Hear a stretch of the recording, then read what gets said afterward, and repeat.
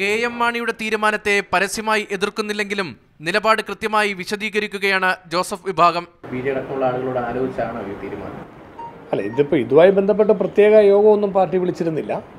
അദ്ദേഹം ജില്ലാ പഞ്ചായത്ത് മെമ്പർമാരുമായും കോട്ടയത്തെ പ്രാദേശികമായി പാർട്ടി നേതാക്കളോടും ആലോചിച്ച് ഒരു തീരുമാനം പാർട്ടി എടുക്കുകയായിരുന്നു. പക്ഷേ MLA-മാർ എന്ന നിലയിൽ ഞങ്ങളുടെയൊക്കെ ഒരു അഭിപ്രായം പാർട്ടി ചെയർമാനെ ഞങ്ങൾ അറിയിച്ചിട്ടുണ്ട്. ഐക്യ ജനാധിപത്യ മുന്നണിയുമായി ബന്ധം അവസാനിപ്പിക്കാൻ തീരുമാനിച്ച ചരൽക്കുന്ന് ക്യാമ്പിലെ തീരുമാനങ്ങളാണ് പാർട്ടിയുടെ ഔദ്യോഗിക നിലപാടെന്ന് മോൻസ് ജോസഫ് പറഞ്ഞു. തദ്ദേശ സ്ഥാപനങ്ങളിൽ UDF ബന്ധം തുടരാനും ഈ ക്യാമ്പിൽ തീരുമാനിച്ചിരുന്നു. ചരൽക്കുന്ന് ക്യാമ്പിൽ കേരള കോൺഗ്രസ് പാർട്ടി എടുത്ത തീരുമാനത്തിൽ തന്നെ പാർട്ടി ഇപ്പോഴും ഉറച്ചു നിൽക്കുന്നതായിട്ടാണ് ഞങ്ങൾക്ക് പറയാനുള്ളത്. കാരണം നിഷ്പക്ഷമായ നിലപാട് കേരള കോൺഗ്രസ് ഒറ്റയ്ക്ക് നിൽക്കുന്നു. ഇടതുമുന്നണിയിൽ ചേരാൻ കേരള കോൺഗ്രസ് എം തീരുമാനിച്ചിട്ടില്ല. അല്ല, ഇപ്പം അത്തരം വിഷയങ്ങളൊന്നും പാർട്ടിയുടെ തലത്തിൽ ചർച്ചയ്ക്ക് വന്നിട്ടില്ല. അപ്പോൾ LDF-ലേക്കാണോ UDF-ലേക്കാണോ ഇതൊന്നും കേരള കോൺഗ്രസ് പാർട്ടിയുടെ തലത്തിൽ ചർച്ച ചെയ്യാതെ ഒരഭിപ്രായം പറയുന്നതിനൊരു പ്രസക്തിയില്ല. കാരണം അങ്ങനെ ഒരു ചർച്ചയും ഇപ്പം നടന്നിട്ടില്ല. ആ വിഷയത്തിലേക്ക് പാർട്ടി കടന്നിട്ടുമില്ല.